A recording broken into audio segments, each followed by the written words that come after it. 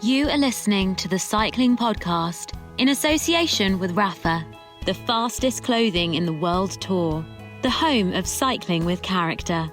Ride and watch with Rapha in 2019 as they partner EF Education First and Canyon SRAM.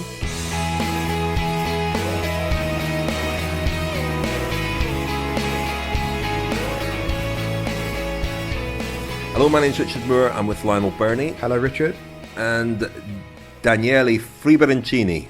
Hello, Richard. That's never more appropriate. I'm allowing you one more week of that since it's the Giro presentation. Otherwise, after that, the nonsense has to end. What would convince you to allow me to carry on with that? I don't know. Don't give him the choice. An Italian passport. Maybe that'd be nice. Retweet if you like it. Like if you want me to stop. You don't even know how to spell it. We'll do a Twitter poll. That's what we'll do. You don't even know how to spell it. Anyway, television's Daniel Friebe. We're in late October, and we're watching the Giro presentation. We're all hooked up to the Giro presentation happening in Milan at the moment, aren't we? What's going on there at the moment, Daniel? Gianni Brugner's fiddling with his shoes in a slightly suspicious fashion in the front row. His rucksack. He's got his rucksack out. Yeah, and they're now interviewing. The host is now interviewing. I think it's a member of the Frecce Azzurre, the Blue Arrows, which is kind of the Italian equivalent of the Red Arrows, the sort of display team. What's the correct terminology? The sort of fighter plane display outfit. Because there's a stage of the Giro. I think I'm right in saying that it's going to be setting out from their base in Friuli, so in the far northeast of Italy. It's the stage that finishes at Piancavallo. I thought you were going to say there was going to be a stage of the Giro conducted in fighter planes. Obviously not. No, Lionel. Thanks for that. Thanks for that suggestion, though. Right, well, we are going to be talking about the Giro route, aren't we, in this episode later on. We're going to hear from James Knox and Geoghegan Hart as well in this episode later on. We're going to talk about the retiring Taylor Phinney as well. And we've got a news roundup in a moment. But we've got some news ourselves, haven't we? First, we announced our lineups for the shows that we're doing in November last week. And this week we're confirming our special guests for a few of those shows. London on the 18th of November at the Arts Theatre in London. We will have Matt White joining us again, an old favourite, really insightful and entertaining as Matt. So we're delighted that he's coming back, and he'll be joining myself, Lionel, Orla Chinouille and Francois Tomaso, who's another addition to that lineup. And then a week later, back in London on the 25th of November, Adam Blythe is going to be joining us for that one, also at the Arts Theatre. That'll be Adam Blythe, me, Lionel and Daniel. And Adam Blythe will also join us in Manchester on the 30th of November. So get your tickets at thecyclingpodcast.com. We go from Bristol to Cardiff to Worcester, Dublin and Belfast in the first week, and then London again, and then Cambridge, Edinburgh, Leicester and Manchester. So get your tickets at thecyclingpodcast.com, and if you come along to our show, you can order a copy of our new book, The Grand Tour Diaries, in advance, and you can get 20% off it if you order in advance and pick it up at one of the shows. It will be on sale on November the 11th, which is the date of our first show. So that's all our news, and tickets are selling really well. Belfast, Edinburgh, very close to being sold out, so get your tickets now if you haven't already done so, and you can come along. Look forward to meeting quite a lot of you there. And we've got a news roundup, I think, Lionel, do we? We have, yeah. I was just going to say, if you're in the Cardiff or Worcester areas, do come along. We're not that, there's a good crowd there, but we could sell some more tickets in both Cardiff and Worcester, so if you can get to either of those events on November the 12th and November the 13th, then go to thecyclingpodcast.com to order your tickets. But yes, Richard, the news roundup. Well, the World Tour has finally come to a close for 2019. The Tour of Guangxi in China was won by Enric Mas, his final race for De Koning Quickstep before joining Movistar next season. He won the hilly stage. All the others went to the sprinters. There were 2 stage wins for Fernando Gaviria, 2 for Pascal Ackermann, 1 for Dan McClay, who's leaving EF Education First to join Arkea Samsic. Enric Mas's victory made it 68 wins for De Koning Quickstep this season, disappointingly falling 5 short of their 73 victories last year, but I'm not sure Patrick Lefevere will be too unhappy with that. Still an incredible rate of victory over the course of the season. And they won the first World Tour race of the season as well, you will recall. Long time ago now, that feels, back in January time. But yes, and the women's race was a one-day race in China there, and that was won by Chloe Hosking. The Japan Cup in Japan was won by Bauke Mollema, who beat Mike Woods. 43-year-old Francesco Manchebo was 4th. I thought Daniel might have something to say about that, or keep an eye on the older riders in the peloton that are still going strong. You're a big fan of Davide Rebellin, aren't you, Daniel?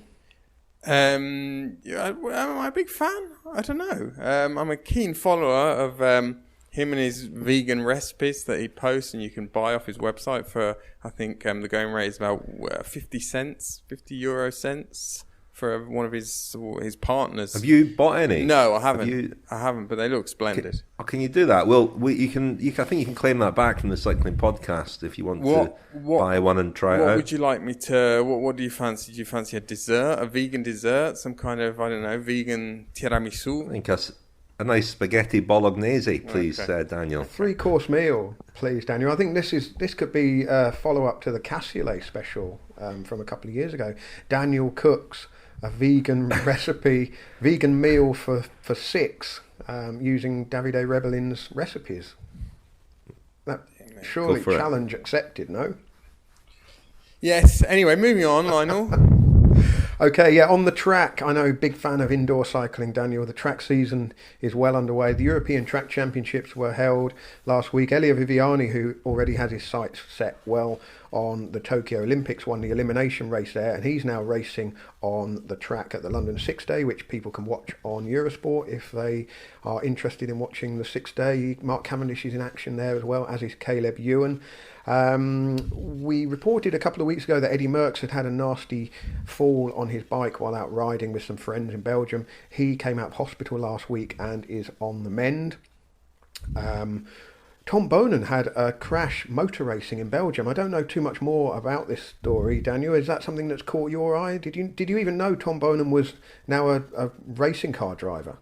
Me? I had a long conversation with Tom Bonen about it at the Tour de France.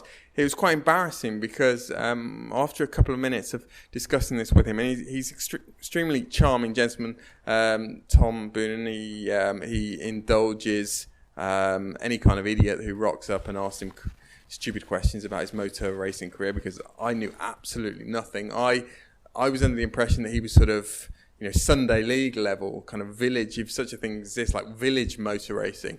And he very patiently explained that he was sort of on the cusp of qualifying for Le Mans, at which point I sort of sheepishly scuttled away. But he's a very serious motor racing driver, isn't he? Well, he had a bit of a crash, but is okay. But that certainly it was big news in the Belgian newspapers online, certainly at the start of the week. Continuing the motor-paced theme. Well, Tom Bonen's not doing motor pacing, is he? But Niels Eekhoff, who won the under-23 road race at the World Championships in Harrogate last month, and was then disqualified for taking a long tow behind a car as he sought to get back to the peloton after a crash. He is taking his case to the Court of Arbitration for Sport, apparently. So we will see what happens with that. Could be tricky, that one, for the UCI, because, well, Samuele Battistella was on the same day announced as the world champion, but Eekhoff is not taking the commissaire's decision lying down, and looks set to make a legal challenge. So we'll watch and see what happens with that. Sorry to interrupt you, Lionel, but I bring important news from the Giro d'Italia presentation, where Max Chiandri has just been interviewed. Now, the interview was going along the line of front row guests, and he interviewed Giuseppe Saroni, and then skipped Fabio Baldato and went straight to Max Chiandri. So I don't know what Chiandri said then, but of course he was the DS at Movistar this year, the team that Richard Carapaz, the winner, was riding for. But more on this later. The Cyclocross World Cup is back in Europe after 2 rounds in the US. Elie Iserbyt of Belgium, who won both of those races in America, has made it 3 out of 3. Anne-Marie Vorst won the women's race for the Netherlands. There's a fair bit of controversy brewing surrounding the 2020-21 World Cup for cyclocross next season. It's due to expand from 9 to 16 events, and Flanders Classics, which is the company that runs the Tour of Flanders and many of the other big Flandrian classics, funnily enough, is taking on the organisation of the Cyclocross World Cup from next year, and 8 of the 16 events are due to take place in Belgium. Now, a lot of people in the cyclocross world are not 100% happy about this, one of them being Sven Nys, 6-time World Cup winner and former world champion, being very critical, saying that being outside of the World Cup schedule will potentially kill off some of the traditional but smaller events, and is not necessarily sure that this new development is in the interests of cyclocross as a whole. Again, we'll watch and see how that develops. The UCI is at the risk of suggesting they make a pig's ear of things, the World Tour lineup for 2020 has been confirmed, with Cofidis getting the 19th World Tour licence for the next phase of the World Tour, which is basically a 3-year licence. Arkea Samsic, Nairo Quintana and Warren Barguil's team have not got a World Tour place for next season. Total Direct Energy will get a wild card to the Grand Tours, and Wanty Group Gobert will get a wild card to the new Classic series of one-day races. But it basically means that in the case of the Tour de France, we're likely to see Arkea Samsic, Wanty Group Gobert and B&B Hotels Vital Concept fighting it out for 2 of the wildcard places. But contrary to something we talked about a couple of weeks ago about the shortage of wildcard places for Italian teams at the Giro d'Italia, it does seem to offer some hope for more than one Italian team, non-World Tour team, getting a place in the Giro d'Italia. But this is, it's not a terribly clear situation at this moment. This news has been confirmed in the last few hours, and we're still kind of getting to grips with the implications and the consequences of the new World Tour lineup. So again, we'll monitor that as people presumably express their dissatisfaction at the way that it's all being ironed out. A story that caught my eye on Cycling News concerning Sam Bennett, the Bora Hansgrohe rider whose future is as yet it's uncertain for next year, isn't it? There's been lots of rumours that he's off to De Koning Quickstep, but that doesn't seem to be the case, and Cycling News have a story suggesting that Bora Hansgrohe offered to swap Sam Bennett for Alvaro Hodge.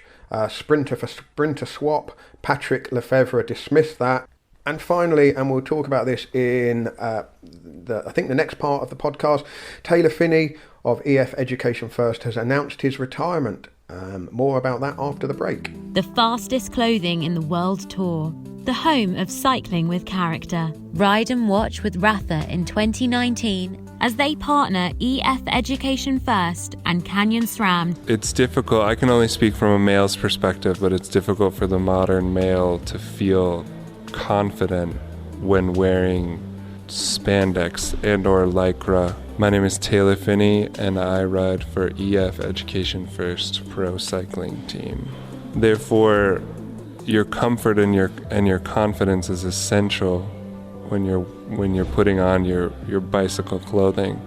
I will admit that this is the most comfortable and the most confident that I've felt. They are the best bib shorts in the world.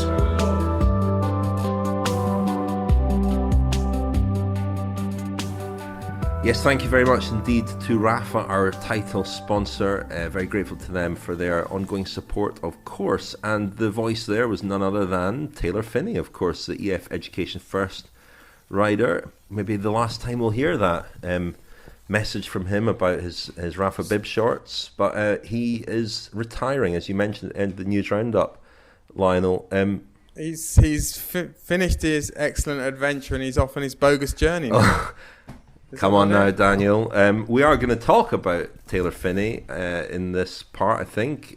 Just before we do, another little announcement. We are taking part in the Rouleur Classic which is on the 1st of November. The Rouleur Classic is over 3 days, the Thursday the 31st of October, Friday the 1st of November, and Saturday the 2nd of November. We're on the 1st of November.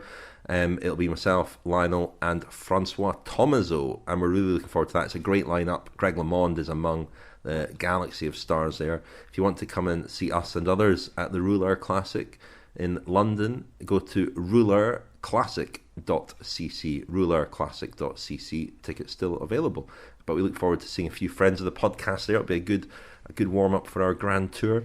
But chaps, Taylor Phinney, well, he announced his retirement last week. We knew he was out of contract. He's had a couple of years at EF Education first, after many years at BMC, where he was on a very big contract, certainly when he first joined that team.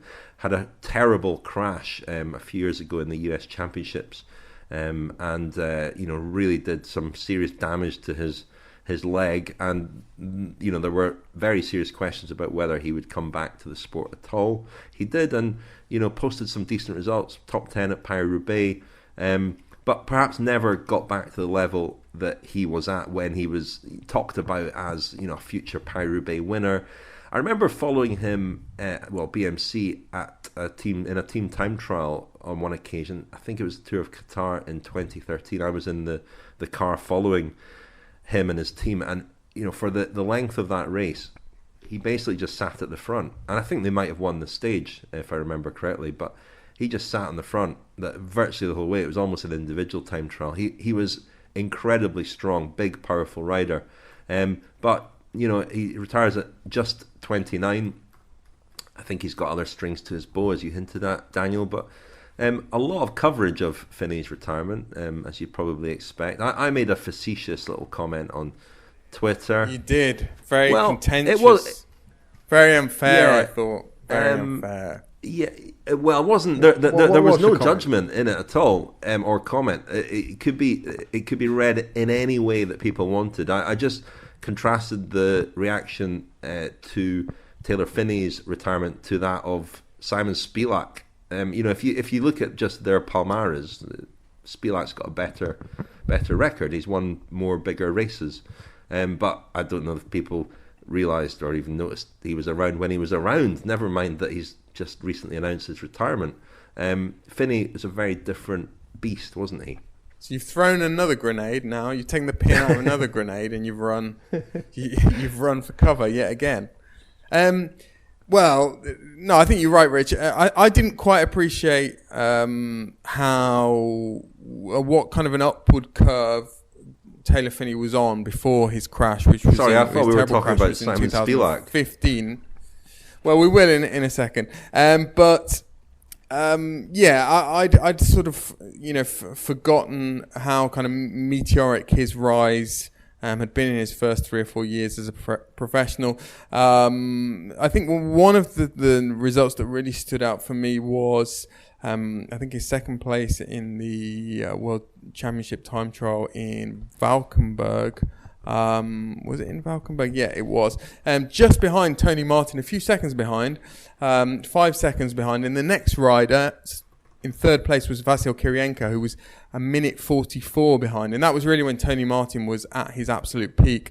And Phinney was only in his early 20s, a third-year professional. And that was sort of typical of his time trialling back then, and he looked as though he was sort of the next man in line, the kind of heir to Tony Martin's throne. And we see this with the sort of title, official or unofficial, of the best time trialist in the world. It tends to go in sort of 3 or 4 year cycles. We had Cancellara, then Martin, and as I say, it looked as though Phinney was going to be the next guy, and his momentum was really sort of shot down by that crash in 2015. There were another couple of rides he did, particularly after his crash, when he came back in 2016, which suggested to me he might have a bit of a future as a as a sprinter or as an unconventional kind of sprinter. He won a couple of times with sort of long efforts, sort of in the last kilometre or in the last sort of 500 metres, going from further out than a sprinter would usually go. But it did remind me slightly of other sprinters of that ilk we've seen before, kind of Alessandro Patakis and that sort of rider who started life as more of a powerful rider than a fast rider. But that didn't really sort of crystallise either. And I think if you spoke to people who worked with and rode with Phinney over the last few years, they would say his character had changed quite a lot after the crash. He wasn't the sort of quite the same single-minded, focused alpha male that he'd been in the early part of his career. I think, isn't it fair to say that the reaction to Phinney's retirement, two reasons really. One, because he's still only 29, and two, because he is American cycling royalty, isn't he? I mean, his mum was Connie Carpenter before she married Davis Phinney.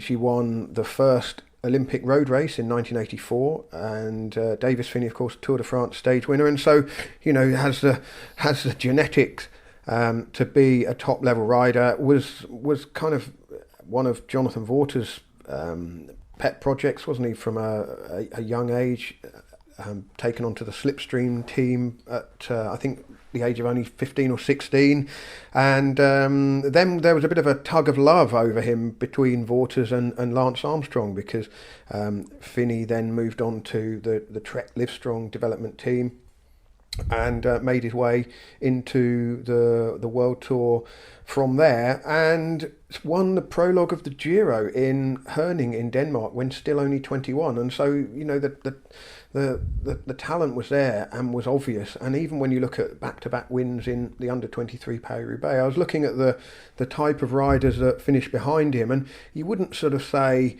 that he beat, sort of a generation of superstars there. But I do think that race is a reasonable indicator of talent, particularly since those couple of years that Phinney won it. Since then, Bob Jungels has won it, Mike Turnisson's won, Filippo Ganna, Niels Eekhoff, who we mentioned a little bit earlier, won a couple of years ago the under-23 Paris-Roubaix, and so there was an awful lot of expectation around Phinney. And so much so, Napalm, so just to interject, I think I'm right in saying he was the best, and he might still be the best paid near-pro of all time. There were some crazy figures that were being bandied around when he did turn pro with BMC, hundreds of thousands. Yeah, and well, I mean, I think back to 2012, and missed out on a medal in both the road race and the Olympic and the time trial at the Olympic Games in London. Sorry, 2012.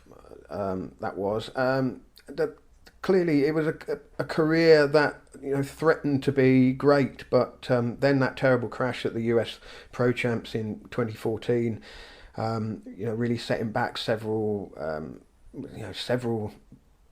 rungs, I guess, and I suppose you could say that just coming back and making it to the Tour de France was an achievement in itself. 2017 was his debut at the Tour. He rode it twice, 2017 and 2018, and that might not have happened. The crash was so severe that the comeback was not something that he could have taken for granted. Yeah, I wonder if he had a sort of mental checklist and top 10 in Paris-Roubaix and a ride at the Tour de France. Might have been the things post crash that have allowed him to retire with sort of peace of mind about his cycling career. I remember at that tour that he rode in Dusseldorf, I met his parents, Davis Phinney and Connie Carpenter, and spoke to them at the start of the first road stage where he got away with Johan Alfredo, do you remember? And normally two riders away on the first road stage of the tour is pretty routine for the bunch to catch them, but it was a sort of measure of how strong those two were, that they were out there till about a kilometre to go, and it looked touch and go for a while whether they might stay away. And it was, I suppose, evidence again of what a big engine Phinney had, although he said in some interviews that his strength on his left side, where he had the injuries, was nothing like what it had been pre-crash. But seeing his family there, and his father suffers from Parkinson's disease, and they were riding their bikes, and I got a sense from them as well of what it meant to them as a family to have him ride the Tour de France finally. So, I wonder if, he is 29, but that stuck in my mind that perhaps that and the Paris-Roubaix finish might have been enough for him to just feel, content with his career. He obviously had a lot of other things going on. A few of those interests developed, I think, in his convalescence, art and so on, and I think they've maybe assumed a bigger role in his life. But there was I mentioned Rafa, our sponsor. They also produce these behind-the-scenes films, EF Gone Racing, and there was one they did a couple of months ago at Leadville, the mountain bike race, where it was Alex Howes, Lachlan Morton and Taylor Phinney all taking part. And Phinney didn't ride. He had an injury, but I don't know, watching that, it was quite poignant, his decision to not take the start of the race. I thought I'd sensed that his body was kind of letting him down a bit, and his head maybe wasn't fully in it. So not a huge surprise, I don't think, that he's decided to call it a day. Well, Rich, also, we're talking about the challenge of him coming back after his crash in 2015. But for a lot of guys like him, something we don't often talk about, we don't often consider, is that it can also be a decision in the sense that a rider like Phinney would have stood to earn quite a lot of money from insurance payments had he not come back. I think probably in the millions.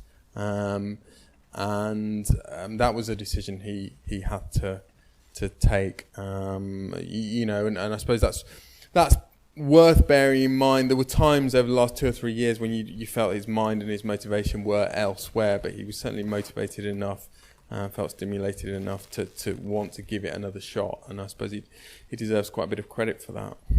But also, don't you think, it's not like he has to just carry on in cycling because he has no other ideas what he wants to do with his life. You've never got the sense that Taylor Phinney would struggle to make some kind of mark on the world if he wasn't a professional cyclist. So it's a luxury that not a lot of people have, actually, is to be able to call it quits on your own terms and decide that you want to call it a day when you want to call it a day. Chute à l'arrière du peloton, cycling podcast team car at the back of the pack, please. Well, that's the voice of Seb Piquet, race radio at the Tour de France, of course, reminding me to tell you that this episode of the cycling podcast is supported by Stitch Fix.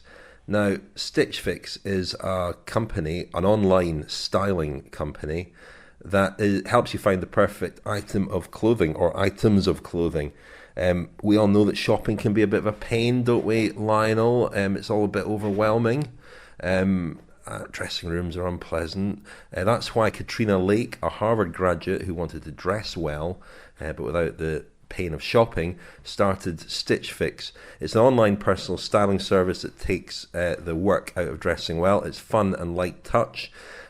You fill in a quiz when you sign up to Stitch Fix. A personal stylist will then send you 5 items of clothing, each hand-picked for you from the selection of 100 of the best European brands, including established names, cool emerging designers, and exclusive brands. You get to try on everything when it arrives, and if you don't like something or if it doesn't fit properly, you can send it back. Delivery and returns are both free. So there's very little to lose, and you can get started with Stitch Fix today and support the Cycling Podcast by going to stitchfix.co.uk/cycling. That's Stitch Fix, stitchfix.co.uk/cycling. Lionel, you took a delivery of Stitch Fix clothing, didn't you, with a very specific kind of brief? I did, yeah. I was a little bit sceptical. As you'd imagine, Richard, trawling around the shops looking for things, trying things on, really not my bag at all. But I wasn't sure that anyone else could assemble an outfit for me that wouldn't look like I'd kind of fallen into a wardrobe and come out in a random assortment of things, particularly when all they've got to go on is the information that I was giving them, which was... Well, I did my best, I filled out the questionnaire as best I could. And, what I got in my Stitch Fix pack was a very nice and really well cut dark blazer and a pair of jeans which fitted. I don't know whether I'm an unusual shape, but I do seem to struggle a bit with jeans. Maybe you keep referring to my stumpy legs, Richard, but the jeans fitted perfectly. And I had a choice of shirts and a jumper, and I opted for a long sleeve dark shirt, which I felt very comfortable in. And the proof of the pudding is in the fact that I didn't send any of the items back. I actually kept them all and paid for them all with my own money. You can't say fairer than that. And not only that, but I've asked for another Stitch Fix delivery in time for our November tour. So I'll see if anything comes out of that. Well, give it a go. stitchfix.co.uk/cycling. That's stitchfix.co.uk/cycling. So, chaps, the Giro d'Italia route presentation has now finished. What have we learned, Daniel? Where are we going in 2020? Well, Rich, I think we knew we were starting off in Hungary. 3 days in Hungary. The race starts in Budapest, and I guess most people expected there to be a rest day after 3 stages. There is not going to be a rest day, so the race is going to resume straight away on the 4th day in Sicily. It's a long old poke from Hungary to Sicily. Maybe the Blue Arrows can get involved. We better get looking at flights tomorrow, hadn't we? Welling and all those boys, here we come.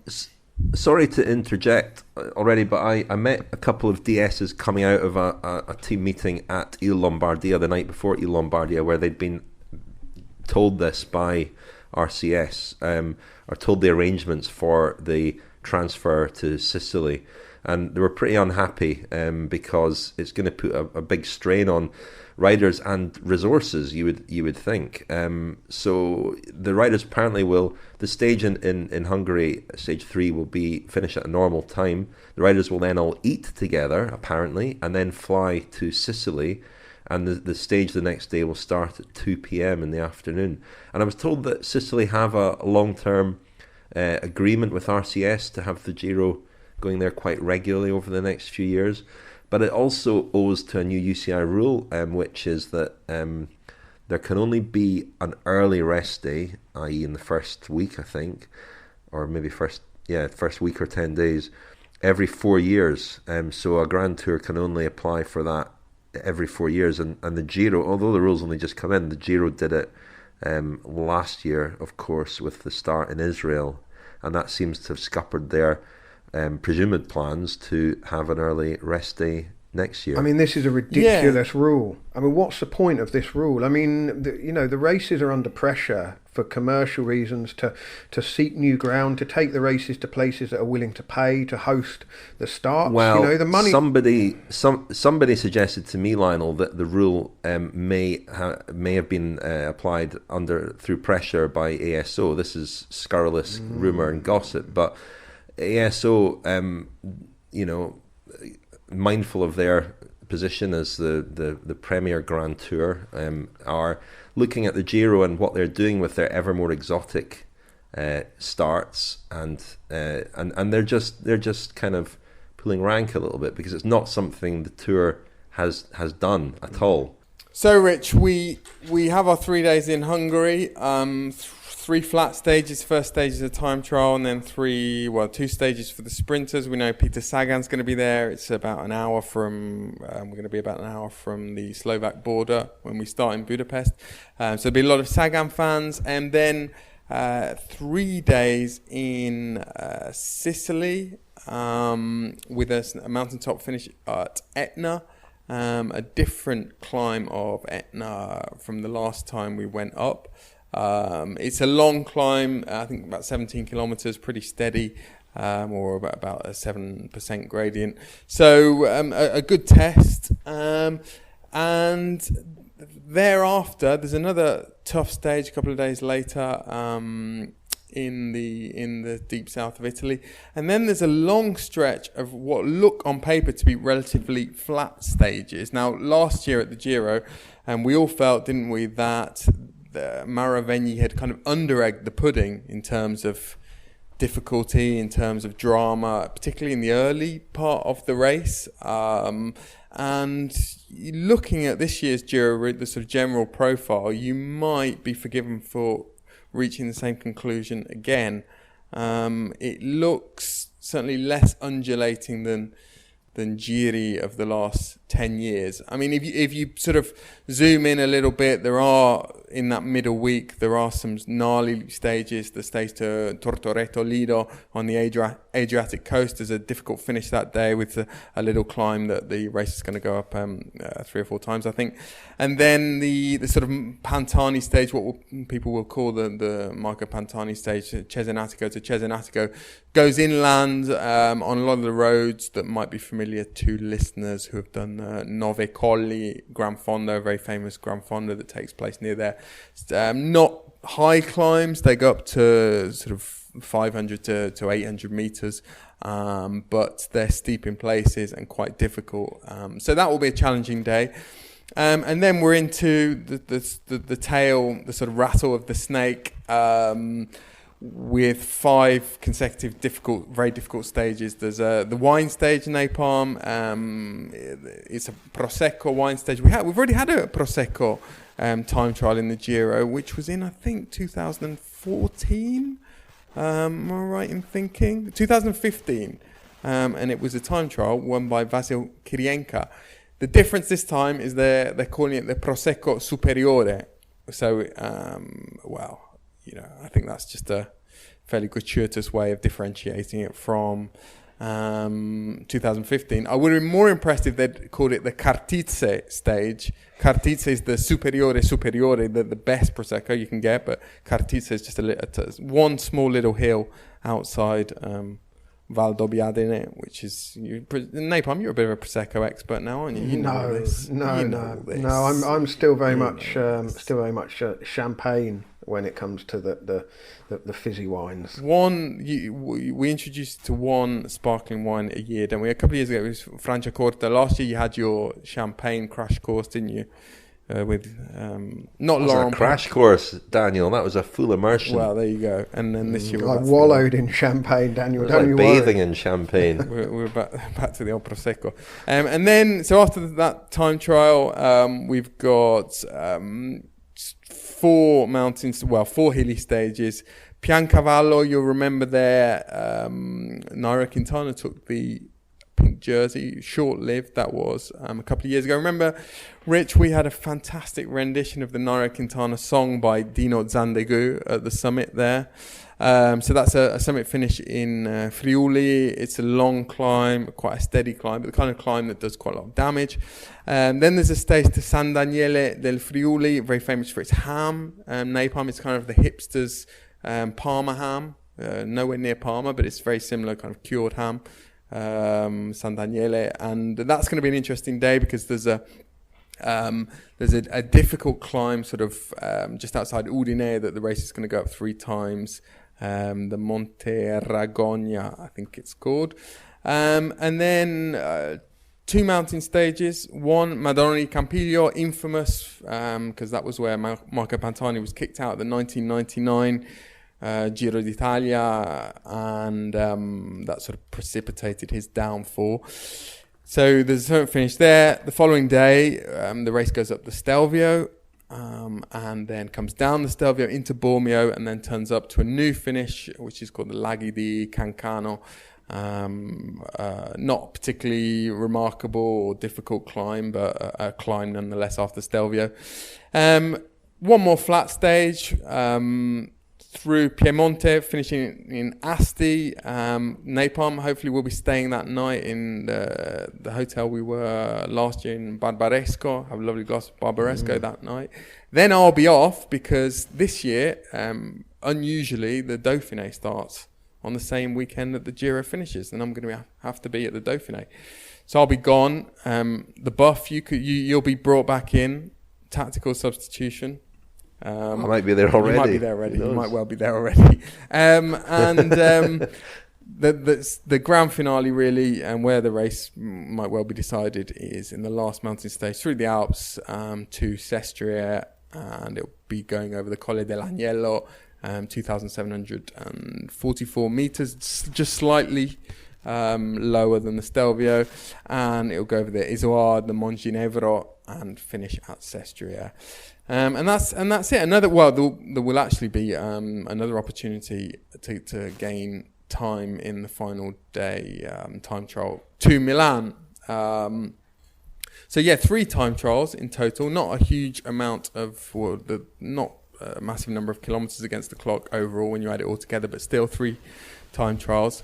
And overall, I would suggest not the most inspiring Giro route I've seen, and not too many sort of interesting new climbs or really particularly steep climbs. There are some real classics there: the Stelvio, the Isoard, of course, in France, the Agnello. But there is also the big risk that it's going to be affected by weather, because the 3 climbs that I mentioned there, they're all well over 2,000 meters high. We know what has happened in past Giri with the snow at that time of year in the middle of May. So I think there'll be some nervous days for the race organisers before the race reaches those climbs. Yeah, and it seems ever more unpredictable, the weather. Richard Carapaz was there at the presentation today, and he confirmed that he will ride the Giro next year. He'll be riding for Team Ineos, of course. I have to say, the Giro did a very nice thing. They obviously sent a film crew over to Ecuador and interviewed his parents and shot a little film about Ecuador and young cyclists there, and it was pretty moving, actually. And I thought it was a nice thing to do. The tour didn't really do anything like that with Bernal last week, who was, of course, first Colombian winner of the tour. Or was it 2 weeks ago, the tour presentation, or was it last week? I can't remember, but it was, thought it was worth commenting on, because it was a nice touch. Well, the thing that leaps out at me, Daniel, is the length of some of the stages. 10 of the stages are over 200 kilometres, and there's a couple of absolute brutes in there, isn't there?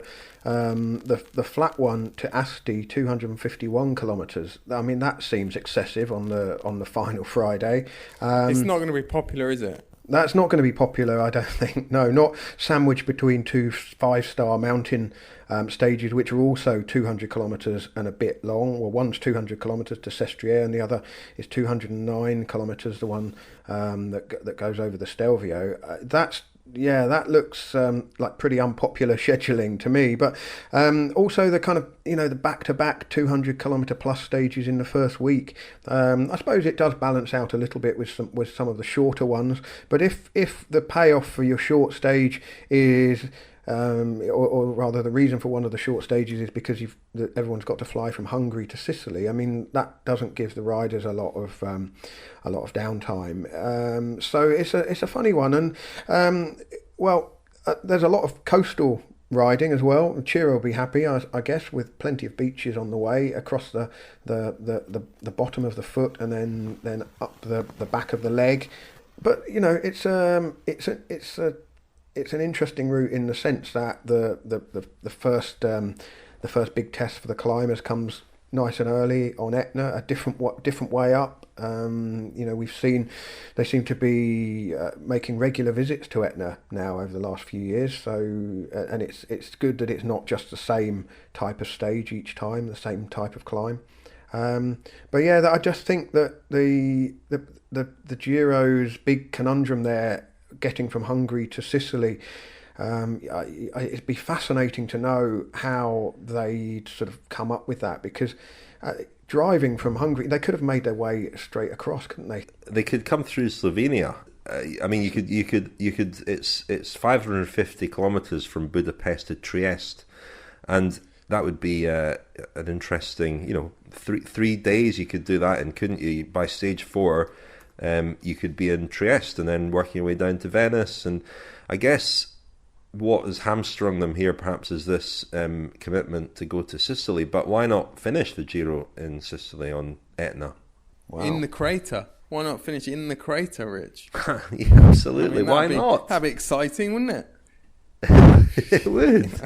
Yeah, all these ideas. Marovegna, if you're listening.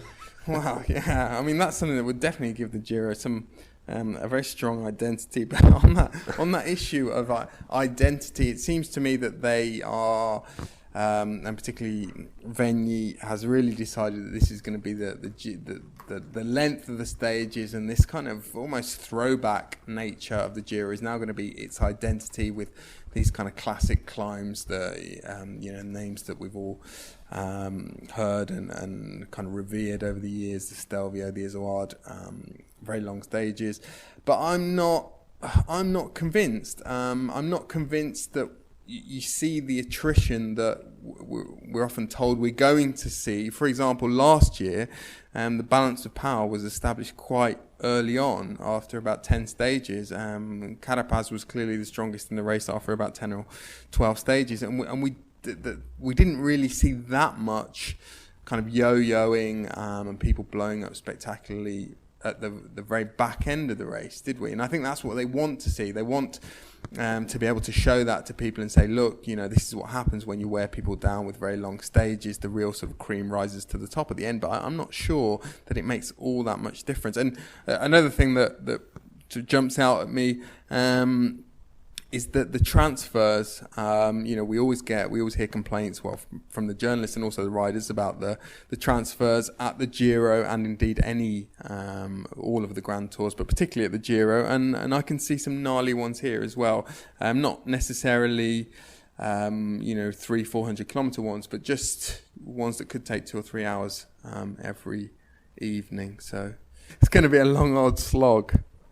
The thing is, though, Daniel, I mean, until we know the makeup of the lineup, it's very difficult to second guess the impact that the route will have. And the thing this year with Carapaz was that no one really knew that he was the nut they'd have to crack until it was too late. And that was, the problem. I think pretty much everyone, including ourselves, underestimated Carapaz until, then suddenly he was in the pink jersey and never looking like he was going to let go of it, not least because Roglic had his sort of condition had gone in the opposite direction. I think that the thing is, with these big mountain stages at the end, assuming that they're not affected by weather, that's a lot of climbing in the space of 5 or 6 days, with still a time trial to come at the end. The Giro will be decided in that block, won't it, from the Saturday time trial in wine country, in Prosecco country, and then those mountain stages. There's plenty there to get excited about. It's just whether or not that first 10 days is reminiscent of a couple of Giri in succession. The one that Nibali won, which again burst into life in the final week after quite a slow opening fortnight, and the Dumoulin one was was pretty calm for a week or so. It looks to me like it's a bit more that kind of pattern than perhaps last year's, but we shall wait and see. I certainly think that the fact that Peter Sagan is going to ride livens up the flat stages. Sagan has never ridden the Giro before.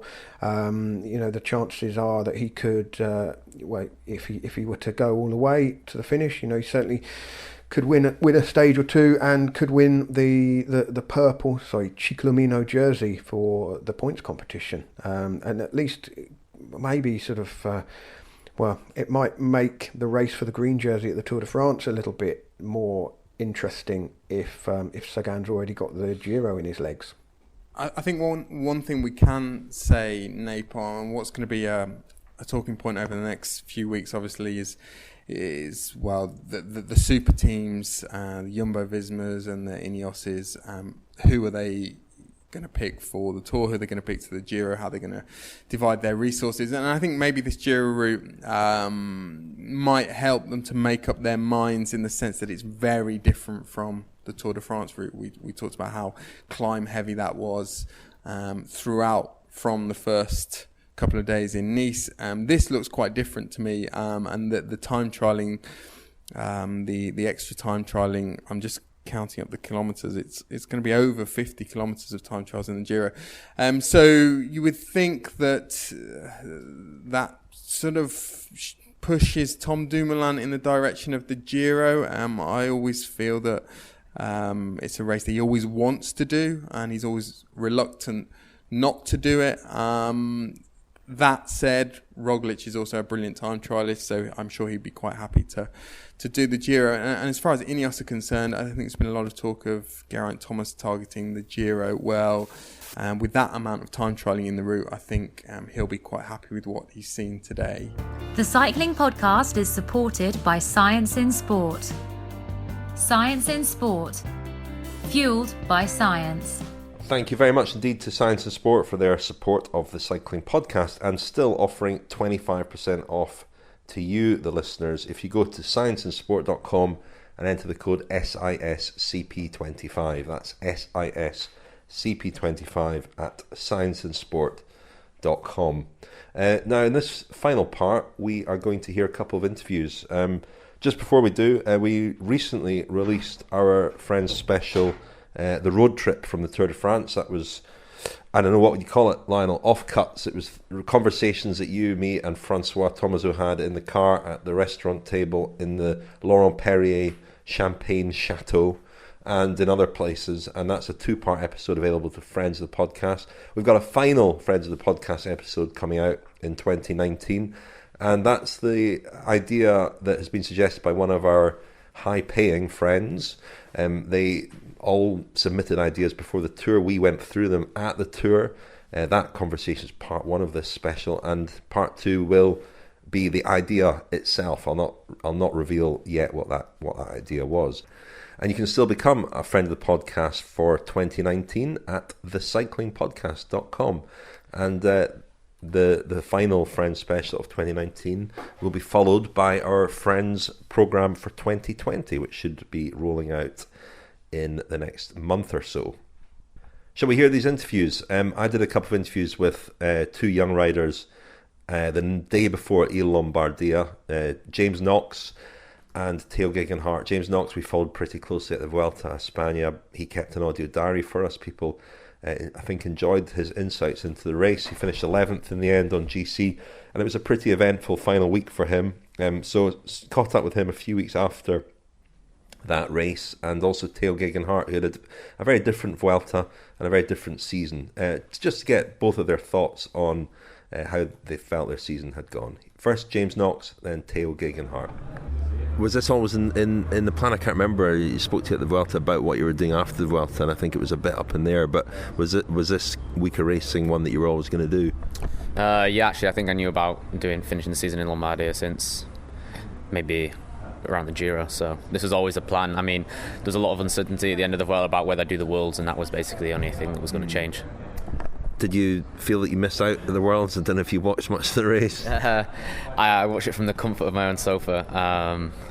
Yeah, it was a pretty crazy race, just with the weather and everything. I mean, I was disappointed not to be there. A home World Championship, not far from where I'm from, and my mum and dad went and watched and everything, and there was, I think it would have been really special to have been there, but I've got to be honest, sat on the settee, it felt like I'd been dealt a nice hand, not been there. How were you after the Vuelta? Because, the last few days in particular, you went pretty deep, I think, just to finish. You had some misfortune where you had the crash, and it was quite a dramatic, eventful last few days for you. How did you feel at the end of it all, Monday morning when you woke up in Madrid, apart from the hangover? How did you feel? I was completely ruined. We went out Sunday night, which doesn't make it any better, does it? It's not really the smartest time for a big night out, and then crawl back to Girona, where I spent a bit of time as well. And I went into what I've sort of noticed this before. You go into like a bit of a depression. I think being away where you get taken care of, then you got to take care of yourself, and also just been so completely destroyed, and not really having the energy to do anything. So it's just like a little revolving spiral of negativity where you feel like you should be doing something, you're too tired to do anything. And it just goes on and on and on. I took a week off the bike in the end. I was pretty worried about the knee as well, so I wanted to take some time off and let that heal up. It was pretty bashed up.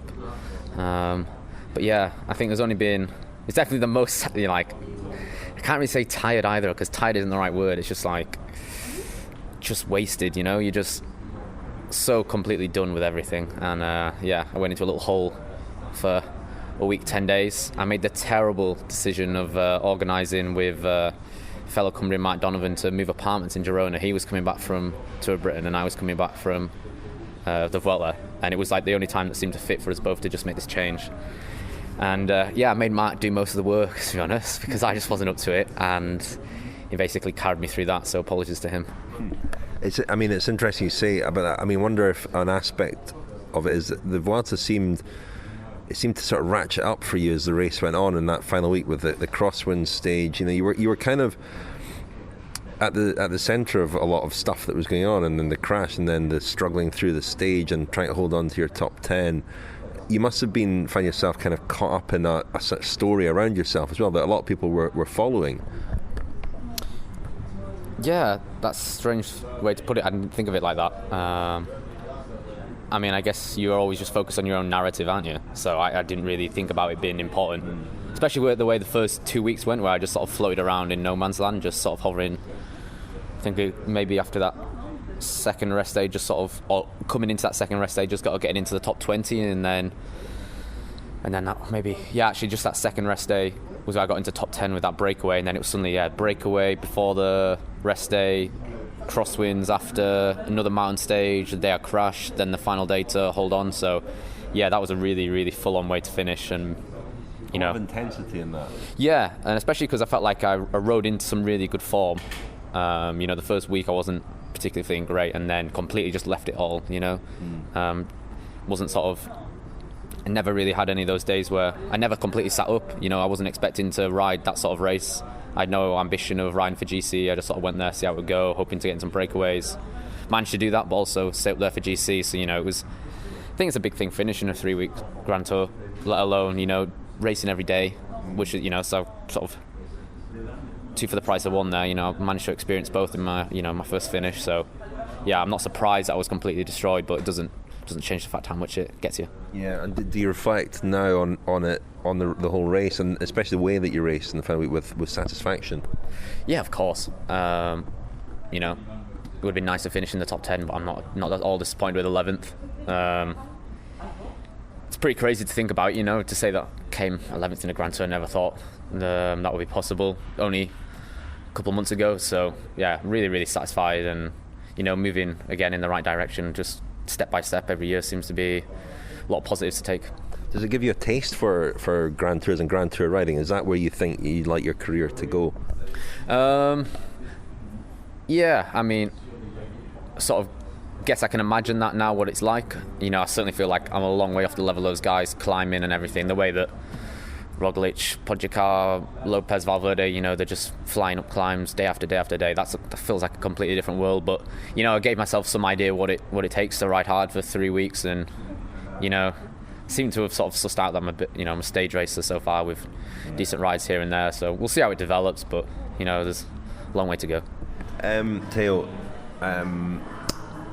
how do you reflect on this season? I mean, we saw a lot of the Vuelta, and well, you rode a very aggressive race. You were on the attack the whole time, and I guess that was influenced by what happened in the first few days. But overall, you know, what mark out of 10 do you give yourself for this year? It's tricky, actually. I was just stood waiting for the lift then. We sat here in the hotel just before Lombardia, and I was thinking I knew you were going to ask me that. Not a mark out of 10, that's quite an unusual question. I was quite pleased with that one. Yeah, I wasn't expecting a mark out of 10, to be fair, but the rest. It's tricky, really. I guess it's hard to look at a season as a whole because there's so many good and bad points along the way often. I think it was, in the grand scheme of things, still progression from what I'd done in the past.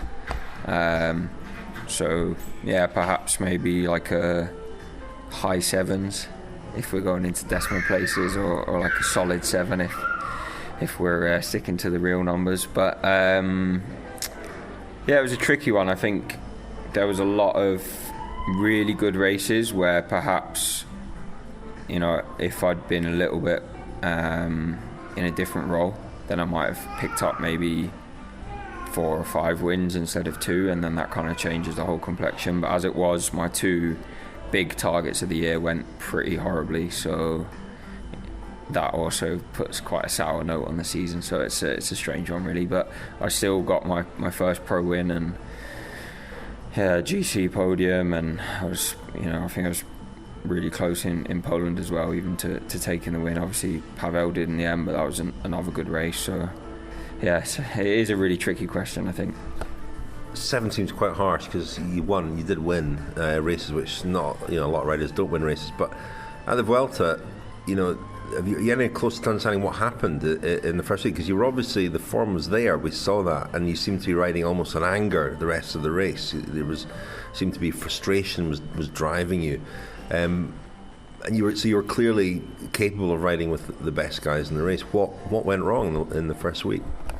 I think that stage in Calpe was pretty tricky. I guess I'm still understanding it fully, but I think I can be really good when everyone's fresh, but I think in the grand scheme of things I'm probably, relatively speaking, maybe come more into my element when kind of fatigue's setting into the bunch, and kind of resisting that to a certain degree. That seems to be the case anyway.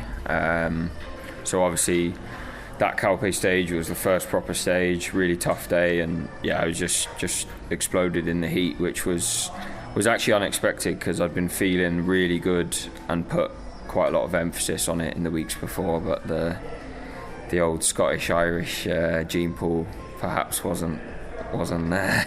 Is the heat a problem for you? Yeah, definitely. Yeah, 100%. It was in the Vuelta the year before, and hence I'd kind of put a lot more work into it. And we didn't have any kind of crazy days after that, but in the warmer ones I felt fine. But it seemed to be something like that first one. Sepp Kuss and I were talking about it the other day because he was horrid that day as well. I think he was in the group with me, or maybe even further back down the road.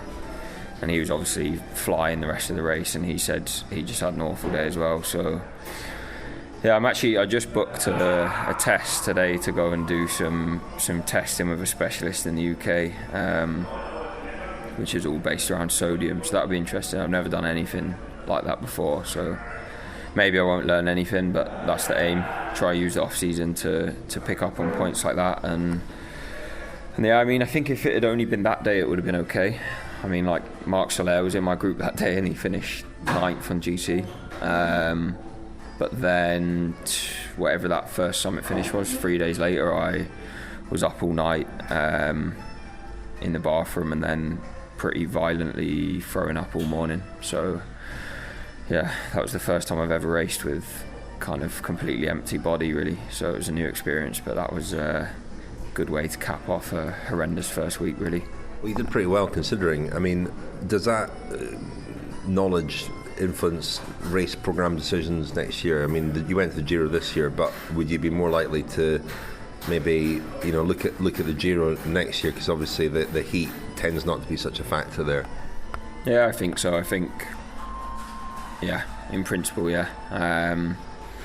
I'd still like to. I really like the Vuelta. I think it's a great race. I think I just need to fine-tune a little bit more. I think I'm getting there with the heat and understanding what works for the body and stuff, but that's kind of what this test that I'm going to do is like looking at sweat rate and content and stuff, and obviously everyone's bodies are different, so I don't know if it's going to help, but try, and you never know, maybe it will. What else have you got planned for the off-season? I was just getting some saddles from the mechanics a couple hours ago, doing some bike fitting, new insoles. Actually, like the week or so I'm in London's filling up pretty fast, really. All those little things that you don't have time to do. So your off-season is all bike-related. Come on, you've got a holiday coming up. Yeah, so basically going back to the UK, doing a week of chores and buying a bit of furniture before I go back there. All these things that you don't do when you're a bike rider, and then really excited to go watch the Rams in Wembley Stadium. That'll be pretty cool. Hannah's big into her NFL now, so I'll be trying to follow along and understand, and she'll be cheering or whatever you do at NFL, eating hot dogs. And then we're off to a wedding in Georgia in the States, and visiting some friends in North Carolina who recently had a baby and we haven't met her, so that'll be lovely. And going to Asheville, which is where Hannah used to live when she was on UHC, and then jumping on another flight, of course, down to Mexico, and just trying to relax for a few days and unwind. And I think I'm a big proponent of off season. I think last year was my longest one yet, and I won't be able to take quite that long this year, just finishing 2 weeks after the Worlds. But putting my running shoes on as well, stuff like that, just something different, and soak it up, I guess. So that was James Knox and Geoghegan Hart reflecting on their seasons. We'll have more interviews in the coming weeks with riders, I guess we'll begin to look ahead quite soon rather than look back. But because the season will be approaching quite quickly. But anything else catch your eye at all this week, chaps? Anything in dispatches? Yes, something's just caught my eye in the last 10 seconds. I've just seen a story in La Provence, according to which Marseille, the first ever tiramisu bar, has opened in Marseille. So we need to get on the blower to Francois and dispatch him. Definitely. Without further ado, and hopefully get him to get it shut down. What a disgrace. Huge news. Tiramisu in Marseille. I'm seeing Smarties and Lotus, those funny little biscuits you get with coffee on top of the tiramisu. Oh, God, this is awful. Marseille has never been part of Italy, has it? No. Although there are quite a lot of... You'll find a lot of people with Italian origin in Marseille. Stefan Rosetto, one of my favourite riders, is from that neck of the woods. Rosetto, do you know what that means in Italian? Lipstick. Stefan Lipstick. As he should henceforth be on the podcast. Well, I never. Anything else from you, Lionel? No, not really. No. Been deep in planning for the early part of 2020 this week. You have, haven't you? You've been very busy. So, Although, I mean, also can't say too much. Also throwing wet towels over ideas that some of your colleagues have had. Well, I'd say a damp napkin over an idea that I didn't think was very good. Excellent. But don't let me stop you, Rich. Don't be discouraged, Richard. Back to the drawing board. Needs a bit of work. Back that to one. the drawing board. All right. So we're going back to the drawing board. Stefan Rosetto's not from Marseille at all. He's from do you know? Paris. I was going to say that really because his best family. mates with Johan Alfredo, isn't he? I think his family. I think I've spoken to him about this. I think his family has Marseille origins. But I'm so terrified of correcting you, Daniel, because I mean, basically, if we get into that particular arms race, I'll be blown out of the water, won't I? Come the Giro next year, being reminded 21 days in a row that this isn't the Dolomites. Got all that to look forward to, haven't you? The Dolomites conspicuous through their absence in this year's Giro. There's one climb in the sort of the kind of bastard child of the Dolomites, the Dolomiti di Brenta, and that is the actually two climbs. I think Monte Bondone and Madrone Campiglio, but otherwise no real solid. Well, Dolomites. off you pop, Daniel, and book some accommodation for the Giro. Hope we've got that under control already. Without further ado, shall we leave things there, chaps? Indeed. Thank you, Lionel. Thank you, Richard. Yes. Thank you, Daniel. Thank you.